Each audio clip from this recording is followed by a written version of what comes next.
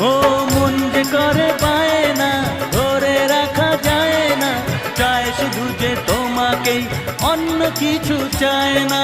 জানাই তোমাকে তা দুটি চোখের ভাষা, এই তো ভালোবাসা।